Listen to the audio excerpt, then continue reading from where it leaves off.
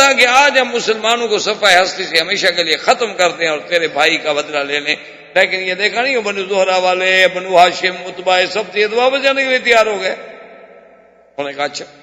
اس نے جناب وہ اپنے کپڑے پھاڑے، پٹی اٹھا کے سر پہ ڈالی اور آگے جناب رونا شروع کر دیا اور چیخنا شروع کر دیا کہ مکے والو تم بڑے غدار، تمہارا بیٹا مر جاتا، تمہارا بھائی مر جاتا، تم بدلہ لیے بغیر کبھی واپس نہ جاتے، بیٹا چونکہ میرا بھائی مرا تھا نا اس لیے تمہیں اب واپسی یاد آ گئی ہے، تو اتفاق سے آئے ہیں مسلمانوں کے، ہم قریب ہیں، اس کو چل دو۔ اب انہوں نے جب غیرت دلائی سب پھر رک گئے، چلو ٹھیک ہے جی تلاش کرتے ہیں مسلمانوں۔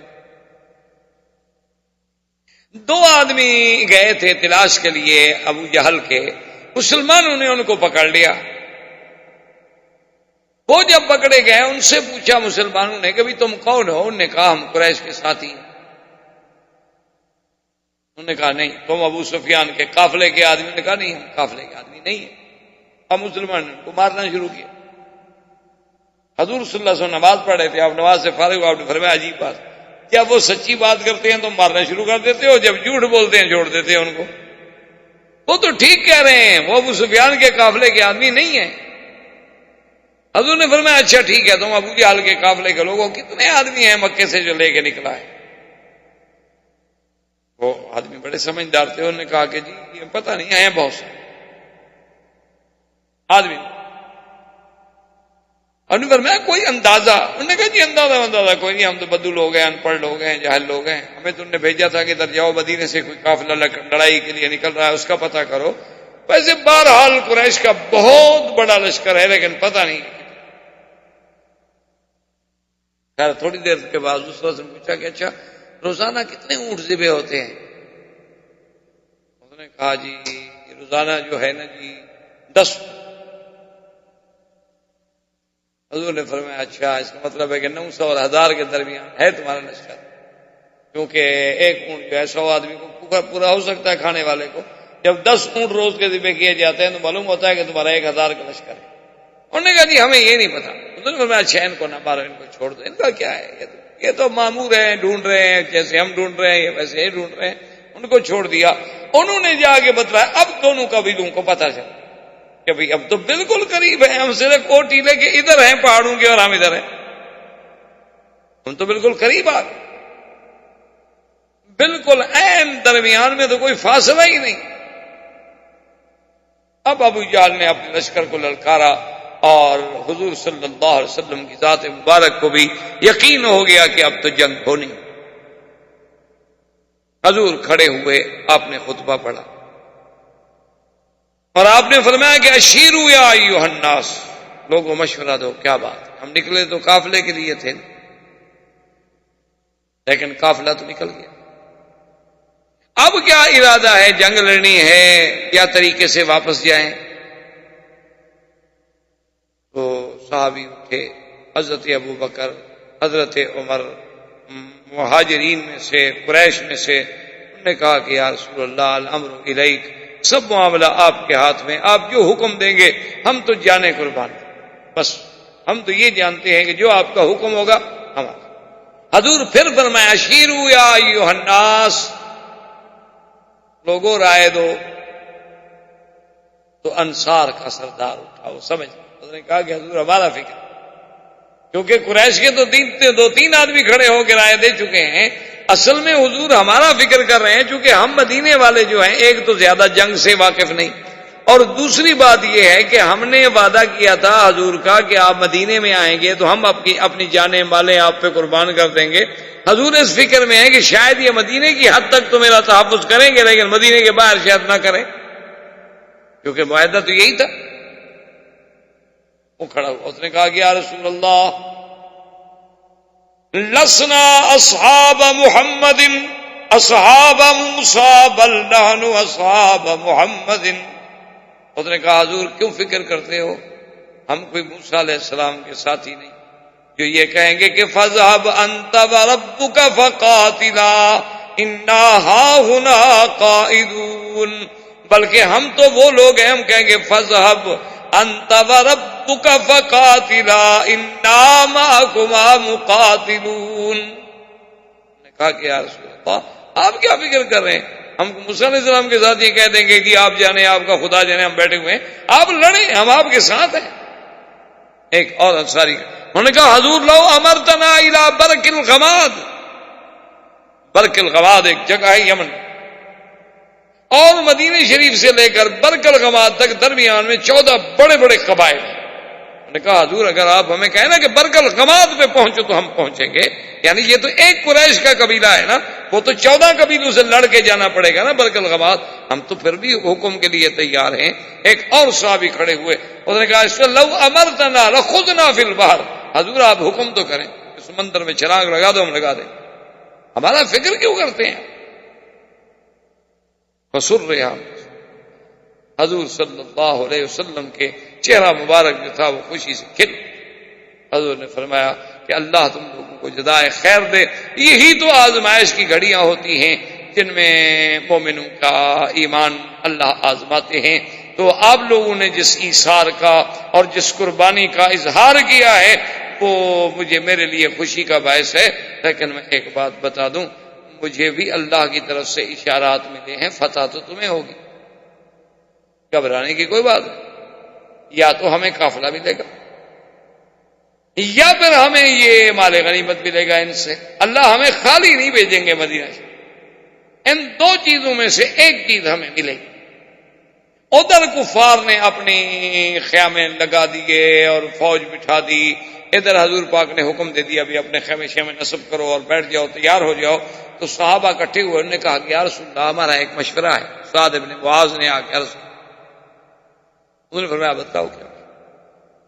اس نے کہا حضور ایک تو ہم آپ کے لیے بنا دیتے ہیں عریش، عریش کا معنی یہ ہوتا ہے کہ لکڑیاں کھڑی کر لیتے تھے اور اوپر کچھ لکڑیاں ڈال کے اور کھجور کی چھڑیاں ڈال کے، یعنی چھپر سا، جسے آپ سمجھیں چھپر، تو اس کا فائدہ یہ ہوگا کہ ایک تو دھوپ کے وقت آپ اس کے نیچے بیٹھ گیا تو سایہ ہو گیا، اور ضرورت کے مطابق آپ اس کے اوپر بھی بیٹھ گئے اور اوپر سے کھڑے ہو کر دوست دشمن احباب کو آپ دیکھتے رہے۔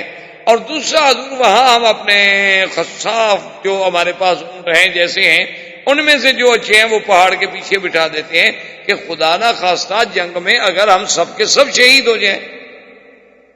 یا رسول اللہ جو لوگ مکے میں ہیں، مدینے میں ہیں، وہ کوئی ہم سے ایمان میں کم مخلص تو نہیں؟ اس وقت تو یہ اعلان نہیں ہوا تھا کہ ہم نے جنگ لڑنی ہے، ورنہ تو کوئی پیچھے نہ رہتا۔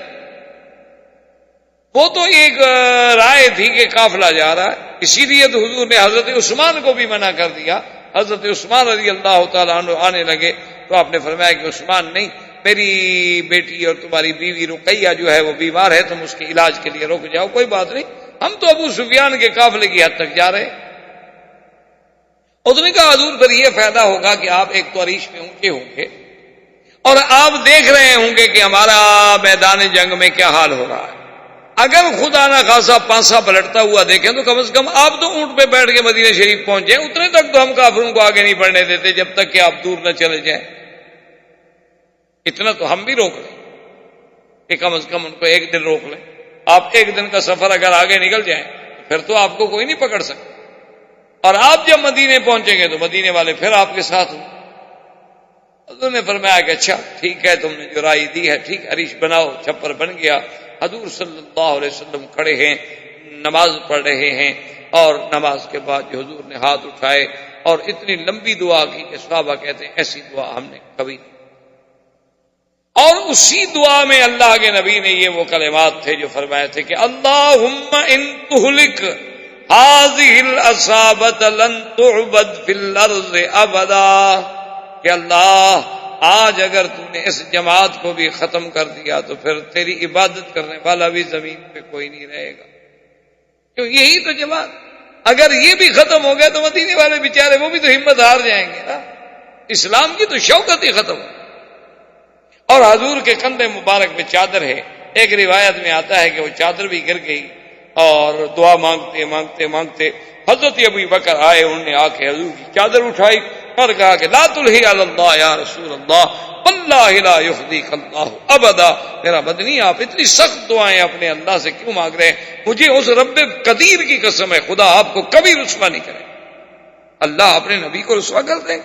حضور آپ کیوں فکر کریں، آپ کوئی فکر نہ کریں، اللہ آپ کی نصرت کرے۔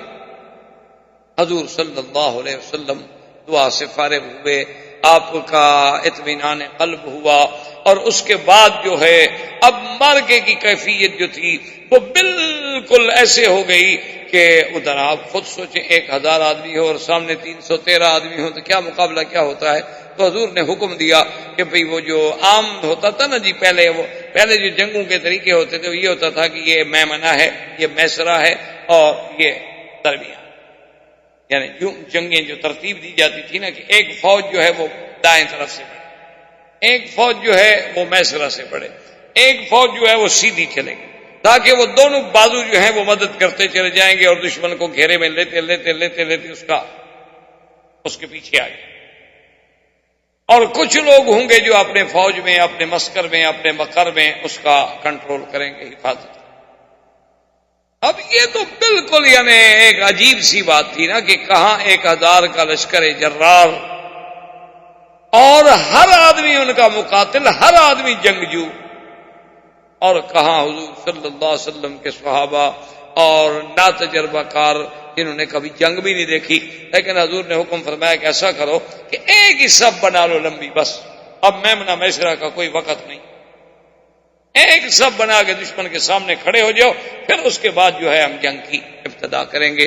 اور اللہ تبارک و تعالیٰ آپ کو بھی مجھے بھی صحیح راستے پہ قائم رہنے کی توفیق دے، اور اصحاب بدر کا جذبہ، ایمان، محبت، استقامت نصیب فرمائے۔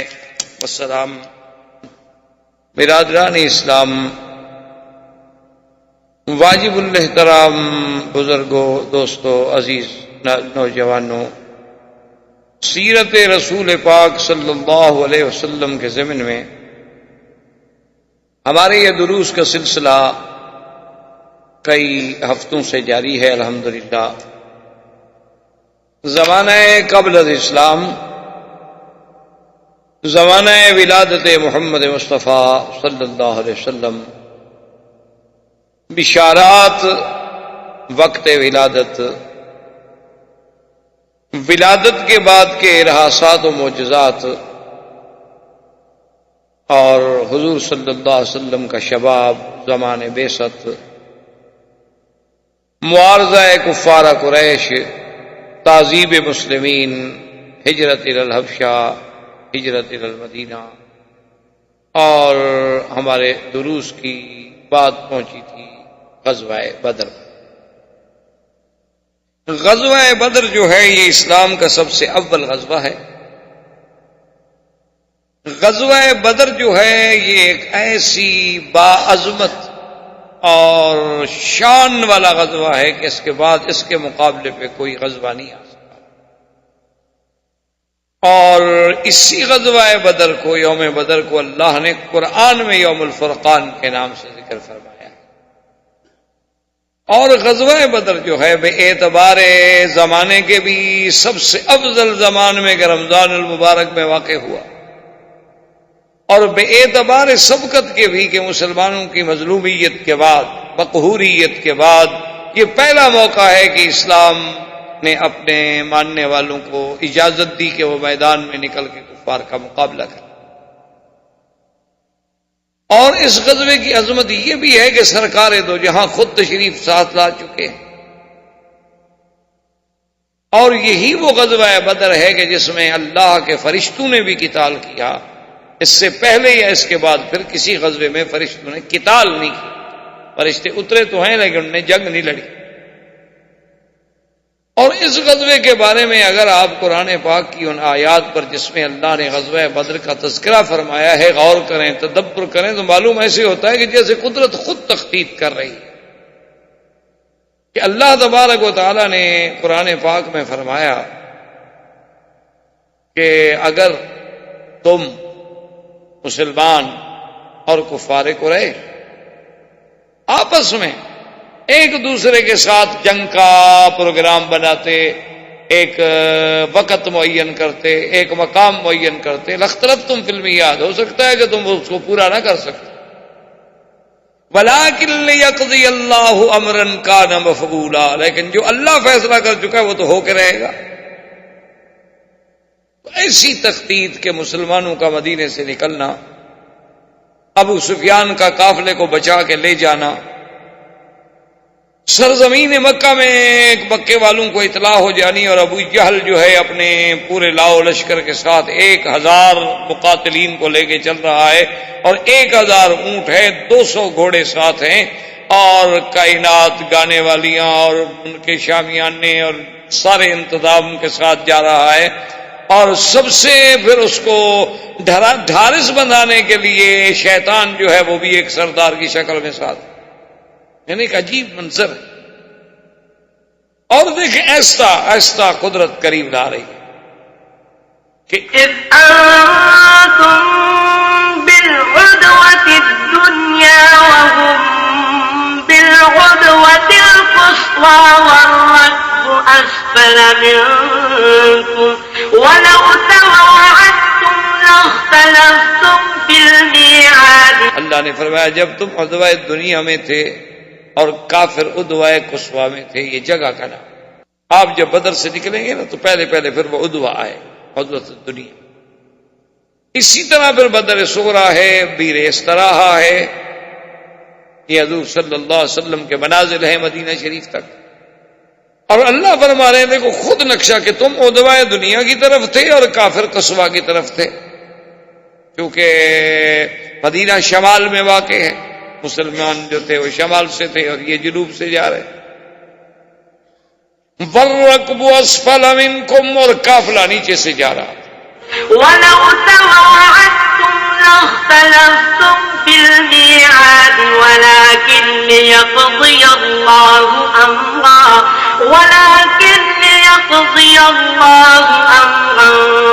كَانَ مَفْعُولًا لِيَهْلِكَ مَنْ هَلَكَ عَنْ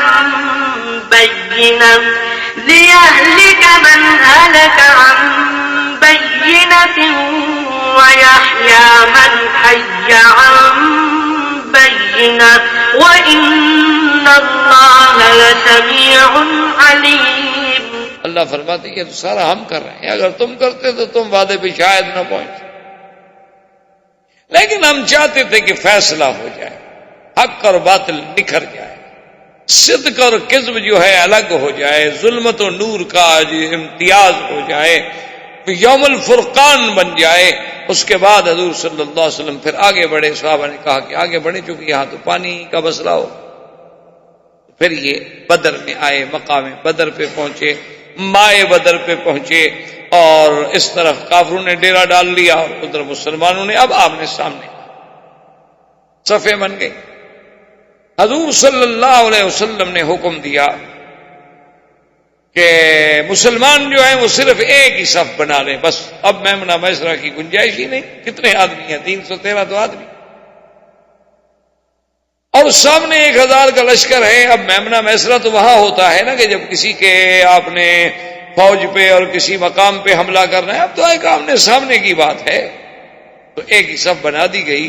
اور کافروں میں ایک رواج تھا اور اس زمانے میں یہ عادات تھی کہ جب جنگیں ہوتی تھی, چونکہ جنگ تلوار کی تھی, نیزے کی تھی اور تیروں سے بارشیں ہوتی تھیں, اور تو کوئی یہ تو نئی جدید ٹیکنیک تو نہیں تھی کہ آپ اپنے ملکوں میں بیٹھ کے ہزاروں میل دور سے, سینکڑوں میل دور سے میزائل پھینک دیں, یہ تو سسٹم نہیں تھا. اب تو جنگ نہیں ہے حقیقتاً اگر دیکھا جائے, اب تو یہ ہے ایک جدید ٹیکنالوجی کی اور دماغ کی جنگ. اب تو عقل لڑائے جاتے ہیں نا. اب کوئی بہادری, کوئی شجاعت وہ تو مسئلہ ہی نہیں. آپ ایک پورے یعنی نعوذ باللہ ایک پورے ملک پہ ایک ایٹم مار دیں, ایک بم پھینک دیں, بس ختم ہو گیا. بہادر کیا اور کمزور کیا. جنگیں تو پہلے ہی ہوتی تھیں جب آمنے سامنے ایک دوسرے کا مقابلہ ہو. اور اس وقت رواج یہ تھا کہ جب صفیں دونوں طرف سے کھڑی ہو جاتی تو لوگ مبارزت کرتے تھے. اس پر بھی میں کہتے ہیں مبارز, کہ حل یبارز نہیں, کوئی ہے جو میرے مقابلے پہ نکلے. تو کافروں سے ان کے بڑے جنگجو تھے, لڑاکا تھے, اتبا وغیرہ, وہ نکلے. انہوں نے کہا کوئی ہے ہمارے بعد, تو حضور صلی اللہ علیہ وسلم کی طرف سے حضرت مصعب بن عمیر اور سیدنا حمزہ نے. اللہ کی شان ہے کہ اللہ نے مسلمانوں کے لیے نصرت لکھی تھی, انہوں نے کافروں کو قتل کر دیا, مارے گئے کافر. اب اور جنگ میں تیزی آنے لگی, دونوں طرف سے غصہ بڑھنے لگا. جوش بڑھنے لگا. تو حضرت عبد الرحمن بن عوف فرماتے ہیں کہ میں نے جب صف پہ نظر ڈالی تو خدا کی قدرت ہے کہ میرے اس جانب بھی ایک نوجوان ہے جس کی عمر 17 سال، اور میرے بائیں جانب بھی ایک نوجوان ہے جس کی عمر زیادہ سے زیادہ 20 سال ہوگی، اور دونوں بھائی تھے، معاذ اور معوذ. بعض علماء نے کہا ایک کا نام معاذ تھا اور ایک کا نام اوف تھا. یہ افرا کے بیٹے تھے، معاذ معوذ ابن افرا. تو عبد الرحمن ابن عوف فرماتے ہیں کہ میں نے اپنے دل میں یہ تمنا کی، یہ خواہش کی کہ کاش میرے دائیں بائیں کوئی بہادر ہوتے، کوئی تجربے کار ہوتے جنگ کے، تو چلو دوران جنگ میں مجھے بھی کوئی تھوڑا سا تو ریلیف ملتا. اب یہ دونوں بچے ہیں، میں ان کو سنبھالوں گا کہ جنگ کروں گا؟ وہ کہتے ہیں کہ میں ابھی اسی فکر میں تھا، اسی سوچ میں تھا کہ اس میں سے ایک لڑکے نے مجھے کہا کہ ہم میں میرے چاچا این ابی جہل، ابی جہل کہاں؟ تو میں نے کہا ماں بھی کبھی ابی جہل، بیٹا تمہیں ابی جہل سے کیا؟ اس نے کہا کہ میں لقد سمعت انہ آذى رسول اللہ صلی اللہ علیہ وسلم، خدا کی قسم ہے میں نے سنا وہ میرے بدری کا دشمن، اور میرے نبی کو اس نے بڑی تکلیف ہے. اور آج میں فیصلہ کر کے آیا ہوں اپنے گھر سے کہ میں یا دنیا میں میں زندہ رہوں گا یا ابھی جہل. کہتے میں نے کہا اچھا ٹھیک ہے، جب نظر آئے گا میں تمہیں بتا دوں گا. کہتے ابھی اس نے بات ختم کی، دائیں میں کہا میں فین ابھی جہل، ابھی جہل کدھر ہے؟ میں نے کہا بیٹا کیا بات ہے؟ انہوں نے کہا بس آج ہمارا فیصلہ. تو کہتے ہیں تھوڑی دیر کے بعد جب میں نے نظر ڈالی تو ابھی جہل کا شجرۃ فی الغابۃ، کہ جیسے ایک درختوں کے جھنڈ کے اندر کھڑا ہو نا درمیان میں، ایسے وہ کھڑا تھا اور ہر طرف سے اس کو گھیرا ہوا تھا، کیونکہ وہ ان کا بڑا تھا، سردار تھا ان کا. اور اس وقت جنگ کا اصل سبب بھی ابھی جہل تھا، ورنہ باقی تو سب نے فیصلہ کر دیا تھا کہ ہم جنگ لڑنا نہیں چاہتے. بنو ہاشم نے، بنی عبد المطلب نے، بنو عباس نے، سب نے کہا کہ بھئی جب قافلہ ہمارا خیریت سے چلا گیا ہے تو ہم کیوں جنگ لڑیں؟ لیکن ابی جہل نے کہا کہ نہیں جنگ لڑنی. آج ہی تو ہمیں موقع ملا ہے کہ 313 مسلمان ہمارے سامنے ہیں، مدینہ منورہ بہت دور ہے، ان کو کمک بھی پیچھے سے نہیں آ سکتی، اور ہمارے ساتھ 1000 کا لشکر، ایک ہی دفعہ مٹا دیں گے، بات ختم ہو جائے گی. تو حضرت عبد الرحمن ابن عوف فرماتے ہیں فرأیتہ کالشجرۃ فی الغابۃ، میں نے دیکھا کہ جیسے ایک درختوں کے جھنڈ میں ایک درخت کھڑا ہونا ایسے سامنے کھڑا تھا. تو میں نے اس کو اشارہ کیا، اس کو اشارہ کیا، اس کو دیکھ رہے ہیں اس ایک آدمی کھڑا ہے جس کے بال سفید ہیں اور داڑھی بھی سفید ہے. وہ داڑھی شڑی رکھتے تھے جیسے آج کل یہودی بھی رکھتے ہیں، یہودیوں کی بڑی بڑی داڑھی. یہ تو خیر مسلمانوں کو بوجھ لگتا ہے، باقی ہر مذہب والے رکھتے ہیں. ان کے فیشن میں بھی فرق نہیں آتا، ان کے جدید یعنی فیشن میں. اور دیکھ رہے ہیں یہودیوں سے زیادہ دولت تو کسی کے پاس نہیں، اور وہ بڑے یعنی فیشن میں بھی آگے ہیں، لیکن ان کے فیشن میں، ان کے معیار میں، ان کے اطوار میں، عادات میں، ان کے لوگوں کے سامنے وہ توہین نہیں سمجھتے داڑھی. ایک مسلمان ہے جو بیچارہ ایک تو اس کا بوجھ نہیں برداشت کر سکتا، اور دوسرا اس کو اچھی نہیں لگتی، تیسرا فیشن کے خلاف. داڑھی ہو تو کہتے ہیں عجیب سا لگتا ہے نا، آدمی کارٹون لگتا ہے، بیوی ڈر جائے، بچے ڈر جائیں رات کو گھر میں. انا للہ و انا الیہ راجعون، اس کے علاوہ آدمی کچھ نہیں کر سکتا. حالانکہ یہ سب ڈاکٹر بیٹھے ہیں، ان سے آپ تحقیق کر سکتے ہیں ماشاءاللہ کہ جو داڑھی نہ ہو نا تو وہ بندہ مرد ہی نہیں ہوتا. آپ نے کبھی خسرے کی داڑھی دیکھی؟ یہ حرم میں کھڑے ہیں طواف میں، خادم کعبہ، ان کی داڑھی ہوتی ہے؟ عورت کی داڑھی ہوتی ہے؟ کیوں نہیں ہوتی؟ حالانکہ یہ تو علامت ہے رجولیت کی داڑھی. چلو تم داڑھی سنت سمجھ کے نہ رکھو، مرد بن کے لیے تو رکھو نا. اب میاں بیوی کٹھے سے دونوں کی داڑھی رہو، کیا پتہ لگے بیوی کون ہے شوہر کون ہے؟ کوئی فیصلہ ہو سکتا ہے؟ یعنی صرف ان کا چہرہ کھلا ہوا ہو، باقی سب لحاف ہو. تو آدمی ایمان سے کہیں کہ کیسا فیصلہ کر سکتا ہے کہ ان میں شی کون ہے اور ہی کون ہے؟ آپ کے پاس کوئی فیصلے کا انداز ہو تو ہو، بہرحال ایک عام دیکھنے والا آدمی تو نہیں کر سکتا، کیونکہ اچھا باقی رہ گیا تھا کہ عورتوں کے بال بڑے ہوتے تھے، اس سے کچھ وہ پہچانی، اب وہ بھی کٹ گئے، اس سے بھی وہ نہیں پہچانی جا سکتی، وہ بھی تو بردو کی طرح ہو گئے. تو بہرحال یہ الگ بات ہے، لیکن ابو جہل وغیرہ بھی داڑھی رکھتے تھے.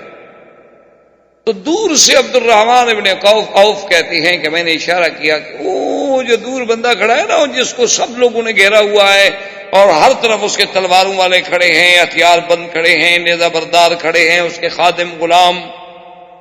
وہ کہتا ہے بس میں نے اشارہ کیا، ابھی میرا ہاتھ یوں واپس نہیں آیا تھا نیچے، میں نے اشارہ کیا وہ کھڑا ہے، ابھی میرا ہاتھ نیچے واپس نہیں آیا تھا. خرجا کما یخرج السهم من الرمیۃ، وہ دونوں ایسے نکلے جیسے تیر نکلتے ہیں. وہ کہتے ہیں ابھی میں دیکھ رہا تھا کہ ان کا مجمع چیرتے ہوئے گئے اور دونوں کی تلواریں ابو جہل پہ پڑی، ایک مارا گیا اور ایک واپس بھی آ گیا. عوف جو تھا وہ بیچارہ ہمارا شہید ہو گیا کہ اکرمہ ابی جہل کا بیٹا کھڑا تھا، اس نے حملہ کر، وہ تو مارا گیا لیکن دوسرا واپس بھی آ گیا زخمی ہو کر. ابو جہل گر گیا. ابو جہل کے گرنے پر تو فوج کا مورال ختم ہو گیا. ان کے جو لڑاکا لوگ تھے انہوں نے کہا قتل ابو جہل، قتل ابو جہل، قتل رئیس مکہ، قتل رئیس مکہ. شور ہو گیا نا جی کہ ابو جہل مارا گیا. اب لوگ جو ہیں جناب افراتفری میں ایسے پریشان ہیں کہ ایک عربی ہے، ایک بدو ہے، اس کا کوئی جنگ شنگ سے تعلق نہیں تھا، نہ مسلمانوں سے نہ مکے والوں سے. وہ ویسے کہیں سے گزر رہا تھا، اس نے دیکھا کہ آپس میں جنگ بنی ہوئی ہے، تو وہ ایک پہاڑی پہ ساتھ چڑھ کے اونچی جگہ پہ بیٹھ گیا کہ چلو دیکھیں تو صحیح جنگ کیسی ہوتی ہے، ہاں دیکھیں تو صحیح کیسے لڑائی ہوتی. اچھا یہ تو قاعدہ تھا نا کہ اگر آپ جنگ میں نہیں ہیں تو آپ کو کوئی نقصان نہیں پہنچا، کیونکہ نہ آپ ادھر سے ہیں نہ ادھر سے، آپ تو علیحدہ بیٹھے ہوئے ہیں، آپ سے کیوں کوئی تعارض کرے. وہ بیٹھا ہے آرام سے اور کہتا ہے واللہ بار آئی تو عجبن، کہتا ہے عجیب بات، میں نے تو زندگی میں ایسا عجیب واقعہ نہیں دیکھا کہ فروق النساء، مکے والے ایسے بھاگ رہے تھے جیسے عورتیں بھاگتی ہیں پیٹ دے کر. کیا ہو گیا ان کو؟ سامنے مجھے تھوڑے سے آدمی نظر آ رہے ہیں، ادھر بہت آدمی ہیں، اور اس کے بعد بھاگ رہے. کہتا ہے بھاگنا تو عورت کا کام ہے، مرد تھوڑا میدان سے بھاگتا ہے، یہ کون کیا ہو گیا؟ تو ابھی اسی اسنا میں اب جب ان میں اللہ نے ہراس، خوف اور مسلمانوں کا رعب طاری کر دیا کہ اب بھاگنے لگے، تو اب تو پھر مسلمانوں نے ان کو تلواروں کی باڑ پہ رکھ لیا. انہوں نے کہا کہاں بھاگتے ہو؟ اور شجاعت کا عالم دیکھیں. ایک صحابی ہے جس کی عمر 17 سال، بعض کہتے ہیں یہی معاذ تھا، معاذ اور معوذ جن نے ابو جہل کو مارا. تو اس کا ایک بازو جو تھا اس کو تلوار لگی اور بازو کٹ گیا، لیکن آخری حصہ جلد کا جو تھا وہ اس کے ساتھ تھا، وہ پورا نہیں کٹا تھا. وہ بازو لڑک رہا ہے اور وہ دوسرے ہاتھ سے لڑ رہا ہے. بازو کی تکلیف نے جب اس کو پریشان کر دیا تو بیٹھ گیا، بیٹھ کے اپنے بازو پر پاؤں رکھا، کھڑے ہو کے توڑ ڈالا اس نے. ایسے آپریشن کرتے ہوئے آپ نے دیکھے کبھی؟ کیا ہے اسلام، ایمان؟ دیکھا نہیں آپ نے 1400 سال گزر گئے، طالبان کے پلے میں کیا ہے؟ یہ تو مدرسوں کے طالب تھے بیچارے. یہ تو اب دشمن کا میڈیا انہیں دہشت گرد بنا رہا ہے نا، ورنہ تو جو علاقہ ان کے پاس ہے اس جیسا مثالی امن تو دنیا کی کائنات کے کسی حصے میں نہیں. سونے سے لدی ہوئی عورت کو آپ بھیج دیں رات کو، پوری رات سفر کرتی رہے، اس کی طرف کوئی نظر اٹھا کے بھی نہیں دیکھ سکتا، سوال پیدا نہیں ہوتا.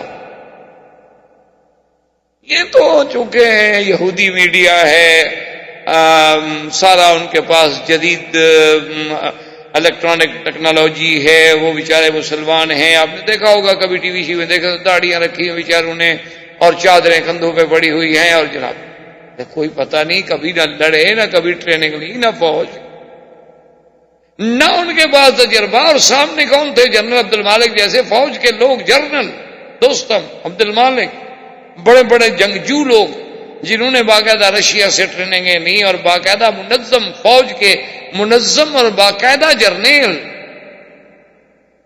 اور یہاں سے کون قیادت کرنے والے؟ کون ہیں؟ مولوی. داڑھیوں والے. اچھا کھانے کو بھی کچھ نہیں, ایک پیالے میں سوکھی روٹی ڈال کے اور ٹکڑے بھگو کے کھا لی,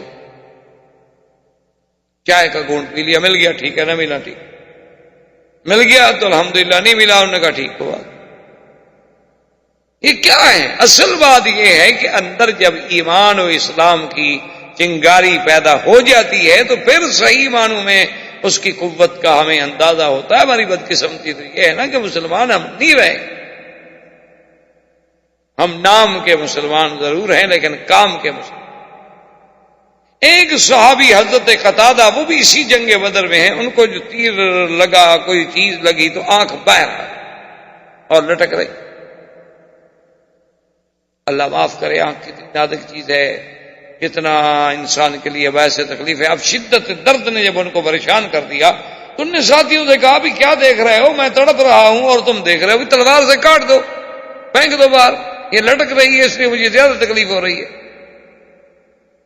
تو ایک صحابی نے کہا, اس نے کہا کہ نہیں, ہم یہ نہیں کرتے, ہم ایسا کرتے ہیں کہ پہلے حضور پاک کی خدمت میں لے جاتے ہیں, ان سے پوچھتے ہیں حضور کیا مشورہ دیتے ہیں کہ کاٹ دیں, کیا کریں, پٹی باندھیں, کیا.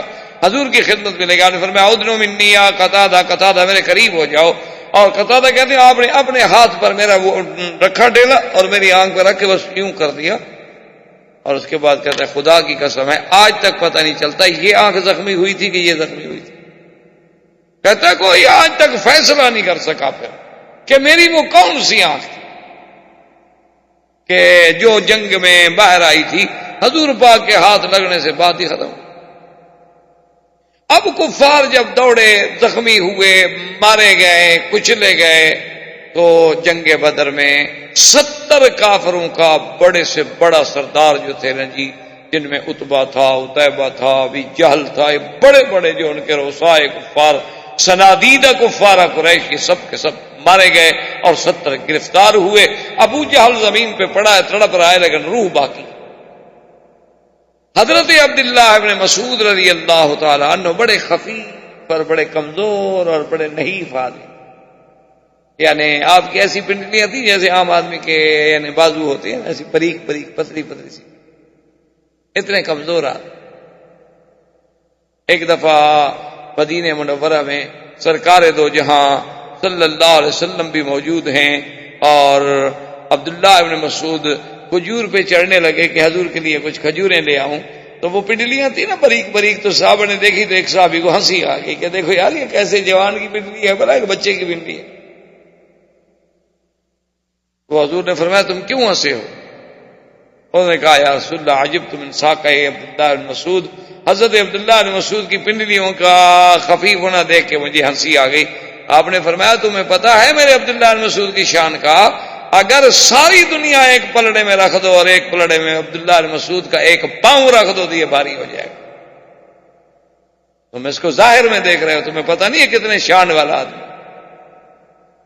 عبداللہ بن مسعود رضی اللہ تعالیٰ عنہ آگے بڑھے تو ابو جہل کا ابھی سانس ہے بات, یعنی ختم نہیں ہو گیا. اس نے جب دیکھا عبداللہ بن مسعود نے کہا کہ ہاں اب بتاؤ ابو جہل کیا حال ہے تمہارا.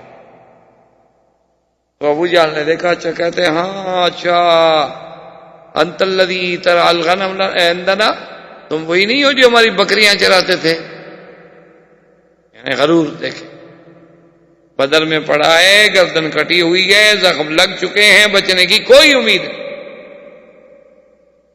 اور یہ بھی دیکھ رہا ہے اسی زخمی حالت میں کہ اس کے ساتھی سب بھاگ گئے, اور یہ بھی سن رہا ہے کہ فلاں قتل ہو گیا, فلاں مارا گیا, فلاں مارا گیا, لیکن غرور نہیں. عبداللہ بن مسعود رضی اللہ تعالیٰ عنہ اس کے سینے پہ چڑھنے لگے کہ اس کو تلوار ماروں, تو کہتا ہے کہ رائی الغنم, بکریوں کے چرواہے, تمہاری تلوار سے میری گردن تھوڑی کٹے گی, اور تمہاری کند سی تلوار ہے, خام خواہ مجھے بھی پریشان کرو گے, تم خود بھی تکلیف میں آؤ گے. میری تلوار نکال لو میری گردن کاٹنے کے لیے, سردار کی گردن ہے, سرداروں کی تلوار سے تو کٹ سکتی. یعنی اندازہ کریں ابو جہل کے. اسی لیے حضرت اللہ شاہ بخاری رحمۃ اللہ علیہ فرماتے تھے کہ بھائی کفر ہو تو ابو جہل کو, پھر کفر تو ہے نا، پھر کافر تو بنو نا، پکے بنو. یہ کہ آدھا تیتر آدھا بٹیر. کفر ہو تو ابھی جہل کا ہو اور ایمان ہو تو صدیق کا ہو، درمیان میں کچھ نہیں. درمیان میں کوئی بات نہیں ہے کہ آدھا تیتر آدھا بٹیر. کعبۃ اللہ پہ بھی جا کے ملتزم پہ رو لیا، قبر پہ بھی سجدہ کر لیا، اللہ کے آگے بھی رو لیا، اور جناب جا کے داتا صاحب سے اور خواجہ نظام الدین اولیاء سے بھی مانگ لیا، اور جناب ماشاءاللہ قرآن میں بیٹھے عبد الباسط پڑھ رہا ہے تو جھوم رہے ہیں، اور قوالی لگی ہوئی ہے تو ماشاءاللہ اچھل رہے ہیں، اور اگر کوئی مغنیہ گانا گا رہی ہے تو موسیقی کی روح میں لے میں ڈوبے ہوئے ہیں ماشاءاللہ. یہ کوئی اسلام ہے؟ تماشا ہے. یہ کیا ہے؟ کون کہتا ہے اس کو اسلام؟ یہ کیا ہے کہ قرآن شریف پڑھ رہے ہیں ماشاءاللہ اور چوم رہے ہیں سبحان اللہ کہ سینہ ٹھنڈا ہو جائے اور شکل یہود و نصارہ سے ملتی ہے؟ کیا ہے؟ کہاں کا اسلام ہے؟ ادخلوا فی السلم کافۃ. قرآن کہتا ہے یہ تو پورے اسلام میں داخل ہو جائے، پورا نکل جاؤ. وَإِن تَتَوَلَّوْا يَسْتَبْدِلْ قَوْمًا غَيْرَكُمْ ثُمَّ لَا يَكُونُوا أَمْثَالَكُمْ. اللہ فرماتے تم پھر جاؤ، میں قادر ہوں ایک اور قوم پیدا کر دوں. یہ تو نہیں کہ میرا اسلام تمہارا محتاج ہے،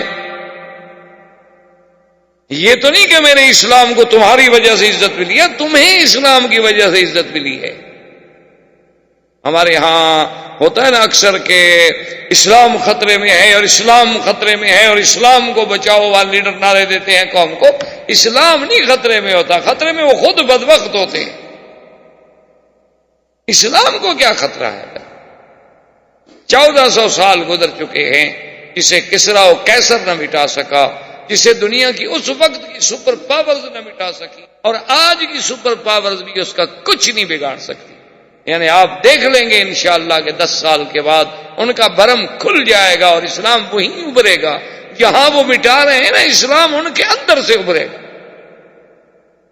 آپ دیکھ لیں، وہ وقت دور نہیں ہے. جن سٹیٹس میں ہم نے کبھی 2 مسجدیں نہیں دیکھی تھی، اب 2,000 مساجد. جن سٹیٹس میں قرآن پڑھنے کے لیے، تراویح سننے کے لیے مسلمان مکہ شریف سے قاری منگواتے تھے، اب ان کے مدرسوں سے لوگ جاتے ہیں دوسرے ملکوں میں قرآن سنانے کے. یعنی آپ اندازہ کریں، آپ حیران ہو. یعنی وہ لوگ قرآن تراویح پڑھانے والا ان کے پاس کوئی نہیں، قاری ان کے پاس کوئی نہیں. ہانگ کانگ میں ابھی میں تھا، بتا رہے تھے کہ کئی سال تو ایسا ہوتا تھا کہ مسلمانوں کے لیے تراویح پڑھانے والا کوئی نہیں ہوتا تھا. مسئلہ بن جاتا تھا جن کو صرف قرآن کی 10 سورتیں یاد ہیں، وہ بھی ہمارے سارے کام میں 3 یا 4 آدمی تھے. اور اب ماشاءاللہ قولون کی مسجد سے 30 حفاظ جو ہے نا وہ مختلف مقامات پہ بھیجے جاتے ہیں رمضان میں تراویح پڑھانے کے لیے، اور ان کے بعد حافظ باقی ہوتے ہیں. مانگنے والوں کی مانگ ختم ہو جاتی ہے. تو یہ اسلام جو ہے نا، یہ یاد رکھیں، یہ تو آئے گا، اور ہمارے آقا کا فرمان حق ہے، وہ کبھی تبدیل نہیں ہو سکتا. حضور نے فرمایا ایک وقت آئے گا ادخلہ اللہ پاک اس دین اسلام کو داخل کریں گے فی بیت مدر و شعر و وبر بعز عزیز و بذل ذلیل، کہ کوئی گھر تو گھر، خیمہ بھی باقی نہیں رہے گا جہاں اسلام داخل، چاہے اللہ اس کو قوت سے داخل کر. اس لیے آپ دیکھیں گے بڑے بڑے لوگ اسلام میں. اگلے دن میں دیکھ رہا تھا، پڑھ رہا تھا، جو پہلے جارج بش وغیرہ کو گزرا ہے یا اور کوئی پتہ نہیں پریزیڈنٹ گزرے ہیں ان کے امریکہ کے، اس کا پوتا مسلمان ہو گیا. بڑے بڑے راہب، بڑے بڑے پادری، بڑی بڑی راہبہ عورتیں اسلام لے آئے،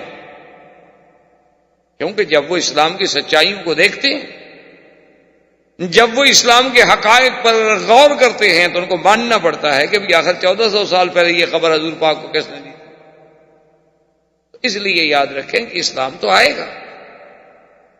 تو لیکن کفر یہ ہے کہ چلو کافر ہے، دشمن ہے، اور اسی لیے حضور نے فرمایا تھا کہ ابو جہل جو ہے فرعون هذه الامہ، میری امت کا فرعون ہے.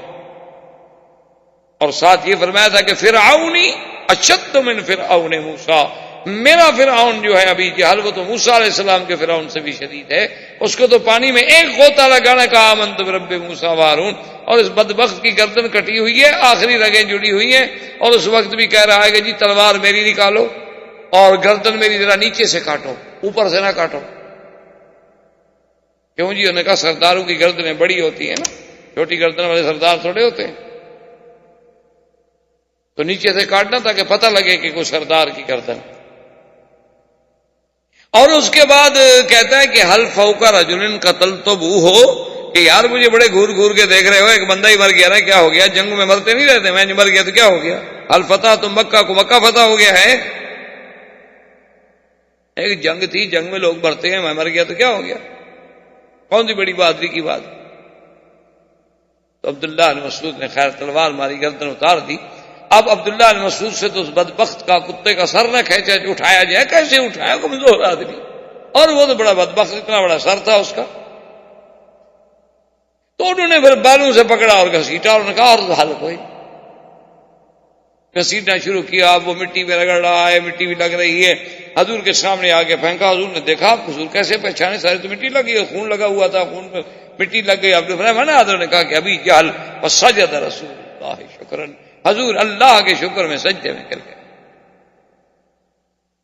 یا اللہ تیرا کتنا شکر ہے کہ آج یہ راس کفر، آج یہ کفر کا سب سے بڑا سردار اس حالت میں، حضور سرکار دو جہاں صلی اللہ علیہ وسلم۔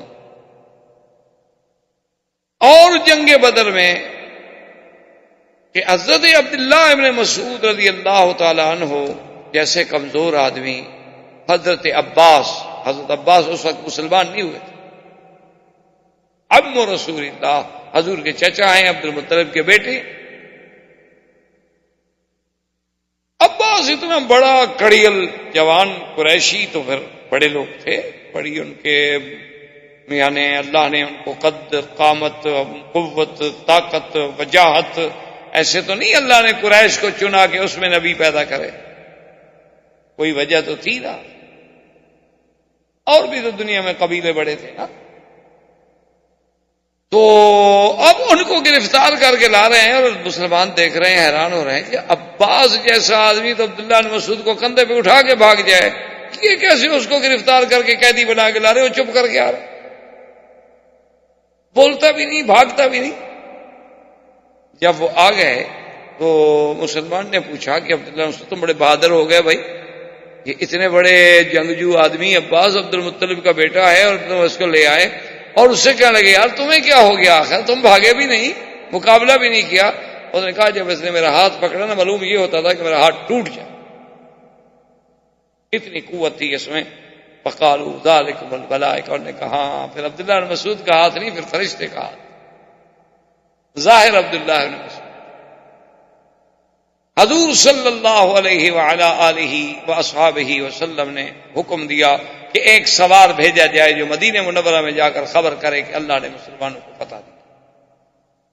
کفار قریش بھاگے، انہوں نے بھی ایک آدمی، اس کا نام ہے سامان تھا، اس کے ذمہ لگایا ابھی تم جلدی سے پہنچو مکے میں، اطلاع کرو کہ ہمارے ساتھ یہ ہو گیا۔ وہ ہے سامان جب آیا مکے میں تو دور دور سے اس نے چیخنا شروع کیا، قتل ابو جہل وقتل فلان وقتل فلان وقتل فلان، قتل امیۃ بن خلف، قتل عقبۃ بن ابی معیط، قتل فلان وقتل فلان۔ تو مکے والے پیچھے بھاگے، کیا کہہ رہے ہو؟ صفوان ابن عبد المطلب کعبے میں بیٹھے تھے، تو انہوں نے کہا معلوم ہوتا ہے یہ بندہ پاگل ہو گیا ہے، یہ اتنے بڑے سارے سردار جو تھے وہ ایک ہی دفعہ میں مارے گئے، کیسے ہو سکتا ہے؟ تو انہوں نے آ کے اس سے کہا کہ این صفوان، تمہیں پتا ہے کہ صفوان کہاں ہے بدر میں، اس کا کیا بنا؟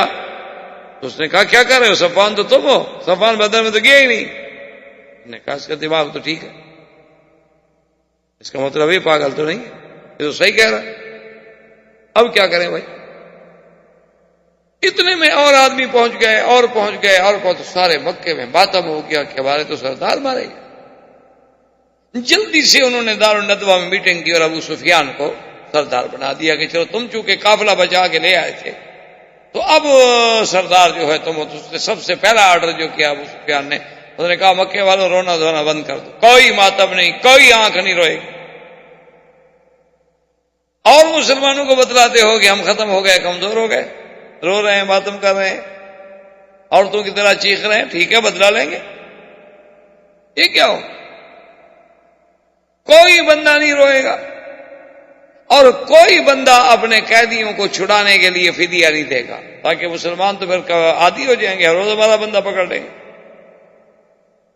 لیکن آخر کون نہ روئے بھائی، اپنے باپ بیٹے بھائی، کسی سردار کے آرڈر سے آرڈر ہوتا رہے، لیکن گھروں میں بیٹھ کے تو ان کے تو ماتم ہو گئے، وہ مذاق تو نہیں تھی۔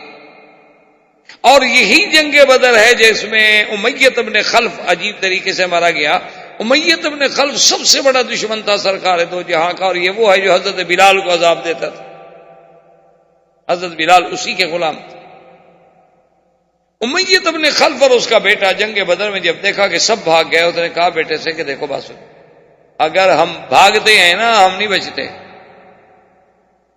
کہاں تک بھاگے، شکست ہو چکی،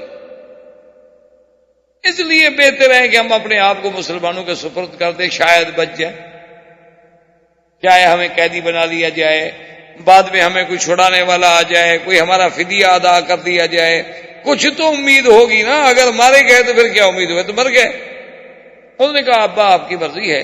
حضرت عبد الرحمن بن عوف جو ہے تو انہوں نے بلایا کہ یا عبد ود، ان کا پہلا نام تھا عبد ود، ود ان کا بت تھا نا،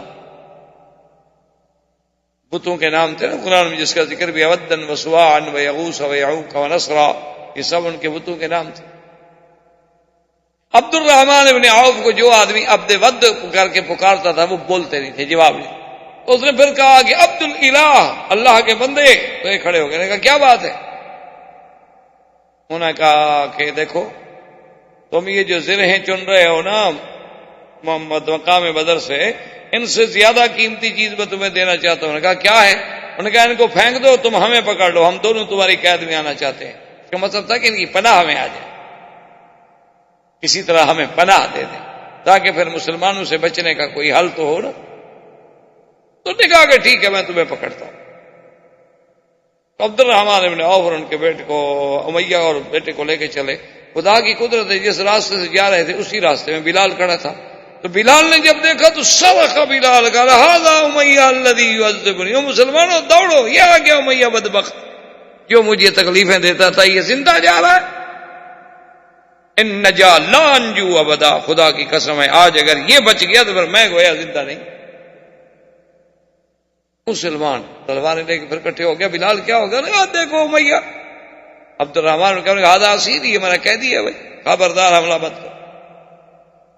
بلال نے کہا کہ دیکھو تمہارا قیدی ہو یا کوئی ہو، بات سیدھی ہے کہ اس نے مجھے اللہ کے دین کے لیے، توحید کے لیے، اسلام کے لیے انگاروں پہ تڑپایا ہے، میں اس کو کیسے چھوڑ دوں گا؟ عبد الرحمن بن عوف کہتے ہیں کہ میں نے امیہ سے کہا ایسا کرو تم لیٹ جاؤ جلدی جلدی زمین پہ۔ وہ جلدی جلدی لیٹ گیا اور میں اس کے اوپر لیٹ گیا۔ میں نے کہا بھی اس کو مارتے ہو تو پہلے مجھے مارو۔ بلال نے مسلمانوں سے کہا کہ یار عبد الرحمن بن عوف کو کوشش کرو، اس کو نیچے سے مارو بدبخت۔ تو عبد الرحمن بن عوف تو اوپر لیٹے ہوئے تھے، وہ نیچے سے تلواریں مار مار کے صحابہ نے اس کو مارا۔ خدا کی قدرت ہے کہ عبد الرحمن بن عوف بیچارے کی ٹانگ بھی مسلمانوں نے کاٹ ڈالی، اتنا جوش تھا۔ تو امیہ بدبخت تو یوں مرا۔ حضور نے حکم دیا کہ اس کو قلیب بدر میں، وہ جو بدر میں کنواں ہے اس میں پھینکا جائے۔ اب جب گھسیٹ کے لے گئے تو اس کی لاش پھٹ گئی اسی وقت۔ ایک تو ہے کہ کئی دن کے بعد چلو بھی اس میں نفخ ہو جائے، پھٹ جائے، اسی وقت ٹکڑے ٹکڑے ریزہ ریزہ ہو گئی، اور ایک ویسے بھی وہ ریزہ ریزہ ہو چکا تھا، تو اب اس کو کیسے گھسیٹیں، کیسے لے جائیں؟ تو انہوں نے بولا اچھا اس پر یہیں پتھر ڈال دو اور یہیں اس کو ختم کر۔ اسی طرح عقبہ بن ابی معیط، عقبہ بن ابی معیط یہ وہ بدبخت انسان ہے لعنت اللہ علیہ کہ جب سرکار دو جہاں رحمت للعالمین صلی اللہ علیہ وسلم مکہ مکرمہ میں مسجد الحرام میں نماز پڑھ رہے تھے، تو یہ وہی بدبخت ہے جس نے ایک اونٹ کا پورا اندر کا ملبہ جو تھا، آنتیں وغیرہ، اس کا سارا مادہ جو نکال کے پھینکا جاتا ہے، وہ جو گوبر سارا اٹھا کے حضور کے کندھے پر۔ یہ باتیں آدمی پڑھتا ہے، مولویوں سے سنتا ہے اور چپ کر کے چلا جاتا ہے، لیکن غور کریں کہ یہ کتنی بڑی بات۔ آپ کو تو اسلام کے لیے تھوڑا سا کسی کا ہاتھ بھی لگ جائے تو آپ جناب برداشت نہیں کر سکتے۔ آپ اگر اسلام کے لیے تھوڑی سی تکلیف بھی آ جائے، کوئی ذرا تنگ جگہ ہو یا کہیں نماز پڑھنی پڑے، نیچے مصلی ذرا میلا ہو، کارپیٹ ذرا پرانا ہو گیا ہو، تو اس کے لیے بھی تکلیف برداشت نہیں ہوتی آدمی سے۔ لیکن اندازہ کریں کہ اللہ کے نبی پہ کیا گزری ہوگی کہ سر سجدے میں ہو اور پورے جسم پر ایک مردار جانور کا پورا گوشت کا حصہ پڑا ہو اور بدن خون خون ہو چکا ہو اور زبان سے سبحان ربی الاعلی، کیا عالم۔ یہ ڈالنے والا کون تھا؟ یہی عقبۃ بن ابی، اور دوسری دفعہ یہی عقبۃ بن ابی معیط تھا بدبخت کہ حضور نماز پڑھ رہے تھے تو اس نے پاؤں رکھ دیا حضور کے سر پر۔ حضور نے فرمایا کاد ان یموت، ہو سکتا ہے میں قریب تھا کہ شاید مر جاؤ۔ سانس رک گئی، اوپر پاؤں رکھ کے ظالم کھڑا ہو گیا، بڑا اپنا 6-7 فٹ کا لمبا تڑنگا بلا دیو ہیکل انسان۔ تو جب یہ سامنے آیا حضور نے فرمایا ھذا عدو اللہ، یہ اللہ کا دشمن ہے، اس کو معافی نہیں۔ تو یہ دو آدمی ہیں جو پکڑے جانے کے بعد بغیر لڑائی کے قتل کر دیے گئے، ایک عقبۃ بن ابی معیط اور ایک نضر بن الحارث اور امیہ بن خلف، اور باقی سب کو حضور نے فرمایا کہ جو مر گئے ان کو پکڑو اور گھسیٹو اور کنویں میں پھینک دو، کنویں میں ڈالو، سب کو کنویں میں ڈال دیا۔ حضور صلی اللہ علیہ وسلم نے اسی میدان جنگ میں عجیب عجیب واقعات پیدا ہوئے۔ ایک صحابی نے کہا کہ یا رسول اللہ میں تو حیران کہ میں نے ایک کافر کو تلوار ماری تو میری تلوار ابھی اس کی گردن کے قریب ہی نہیں پہنچی اور اس کا سر اڑ گیا۔ حضور نے فرمایا تمہیں پتہ نہیں ہے کہ اللہ کے فرشتے جو ہیں وہ آج بدر میں لڑ رہے ہیں، جو اللہ نے وعدہ فرمایا تھا کہ إذ تقول للمؤمنين ألن يكفيكم أن يمدكم ربكم ب3,000 من الملائكة منزلين بلى إن تصبروا وتتقوا ويأتوكم من فورهم۔ اللہ نے فرمایا اگر تم صبر کرو، اللہ تبارک و تعالیٰ کا تقوی اختیار کرو، اللہ پاک مدد بھیجیں گے، یمددکم ب5,000 من الملائکۃ مسومین۔ اللہ نے فرمایا 5,000 فرشتہ آسمانوں سے، اور فرماتی ہیں فرشتے ہم نے کیوں بھیجے، ورنہ فرشتہ تو ایک ہی کافی تھا نا۔ وما جعله الله إلا بشرى لكم ولتطمئن قلوبكم به وما النصر إلا من عند الله العزيز الحكيم۔ اللہ نے فرمایا کہ ہم نے جو فرشتے اتارے ہیں صرف تمہیں خوشخبری دینے کے لیے، تمہارے دلوں کی تسکین کے لیے، ورنہ مدد تو میرے ہاتھ میں ہے، میں جس کو چاہوں مدد دوں۔ فرشتوں کی کیا ضرورت ہے، اللہ چاہے بغیر فرشتوں کی مدد کر۔ ہم نے کیوں اتارے تھے؟ تاکہ تمہیں طاقت ملے، تمہیں قوت ملے، تمہارا تسکین قلب ہو جائے، تمہاری اعانت ہو جائے، ورنہ اصل مدد تو میرے ہاتھ۔ وَمَن نَّصْرُ إِلَّا مِن عِندِ اللَّهِ، اور نہیں آتی مدد مگر اللہ تبارک و تعالیٰ کی طرف سے، وہ جس کو چاہیں اس کی مدد فرما دیں، وہ چاہیں تو ابابیلوں سے ہاتھیوں کو بروا ڈالیں، وہ چاہیں تو ہوا سے قوم عاد جیسی گرانڈیل قوم بڑی قوت والی طاقت والی کو فنا کر ڈالیں، اس کی مرضی۔ عاد اتنے بڑے، آپ کو پتا ہے کہ عاد قوم جو تھی اتنی بڑے بہادر، اتنے بڑے قوت والے لوگ تھے کہ ایک پتھر جو ہم میں سے 60 اور 70 آدمی نہ اٹھا سکے وہ اکیلا اٹھا لے۔ لیکن اللہ نے جب عذاب بھیجا تو کوئی فوج نہیں بھیجی، فرشتے نہیں بھیجے۔ وَأَمَّا عَادٌ فَأُهْلِكُوا بِرِيحٍ صَرْصَرٍ عَاتِيَةٍ سَخَّرَهَا عَلَيْهِمْ 7 لَيَالٍ وثمانية أيام حسوما فترى القوم فيها سرعى كأنهم أعجاز نخل خاوية. اللہ فرماتے ہیں کہ جب ہم نے قوم عاد کو ہلاک کیا، تو ہم نے ہوا بھیجی، اور ہوا بھی 7 رات اور 8 دن متواتر چلتی رہی، اور ایسے اٹھا کے پٹخ دیا کہ دیکھنے والا دیکھے تو معلوم ہو جیسے کھجوروں کے پورے جسد پڑے ہوئے ہیں. فرمایا کہ دیکھو ان میں کوئی بچا، کوئی میرے عذاب سے بھاگ سکا. اللہ چاہے تو ہوا بھیج کے مدد کر دے. اللہ اکبر. اللہ تبارک و تعالی رحمت فرمائے. 12 لوگ بھی عجیب ہوتے ہیں اسی واقعے سے. آج کل ہمارے لوگ ہیں نا، بعض جو آپ کو پتا ہے، بعض لوگ کہتے ہیں نا کہ منگل بدھ میں سفر نہ کریں، یہ ہو جائے گا وہ ہو جائے گا. انہوں نے انہی چیزوں سے نکالا ہے. انہوں نے کہا کہ قوم عاد پہ جب عذاب آیا، قرآن کہتے ہیں ایام نحسات، یہ نحوست والے دن تھے. تو کہتے ہیں کہ بدھ کے دن سے عذاب شروع ہوا اور بدھ کو ختم ہوا، اسی لیے بدھ کے دن جو ہے سفر نہ کیا. عجیب قوم. اچھا اگر ایک دن دشمن کے لیے منحوس ہو تو تمہارے لیے مبارک ہوگا یا تمہارے لیے بھی منحوس ہوگا؟ نہیں سمجھ آئی. جس دن دشمن بر جائے تمہارا، چلو اس کے لیے تو منحوس ہے، لیکن تمہارے لیے تو خوشی کا دن ہے. تمہارے لیے کیسے منحوس ہو گیا؟ منحوس تو ان کے لیے تھا جن پر اللہ کا قہر ٹوٹا. تمہارے لیے تو خوشی کا دن تھا. تم ان کی تقلید کر کے ان کی برادری بن رہے ہو کہ بھی ان کو بدھ والے دن پریشانی ہوئی تو ہم بھی بدھ سفر نہ کریں. یہ کیا عقل ہے یار؟ اللہ کے دن ہیں، یاد رکھو. ایک دن میں کسی کے گھر میں بچہ پیدا ہوتا ہے، کسی کے گھر میں موت ہو جاتی ہے، کسی کے گھر میں خوشی ہوتی ہے، کسی کے گھر میں غمی ہوتی ہے. یہ تو اللہ کا نظام ہے، یہ تو آپ نہیں کہہ سکتے. تو اس لیے اب آپ جناب اندازہ کریں کہ جنگ بدر میں یعنی ایسے عجیب واقعات آئے کہ اللہ تبارک و تعالی نے فرشتے بھیجے اور حضور قریب بدر پہ آئے. آپ نے فرمایا یا فلان هل وجدتم ما وعد ربكم حقا. کیا مکے والوں، اللہ کا وعدہ سچا ہو گیا کہ نہیں؟ حضرت عمر نے کہا یا رسول اللہ آپ کن کو بات کر رہے ہیں، کن کو تکلیف فرما رہے ہیں؟ وہ تو بدبخت مر گئے، گل گئے، سڑ گئے، کنویں میں پڑے ان کا تو پتہ نہیں وجود ہی ختم ہو گیا. اور آپ نے فرمایا بل انہ اسمع منک یا عمر، تم سے زیادہ سن رہے ہیں. کیا کہہ رہے ہو؟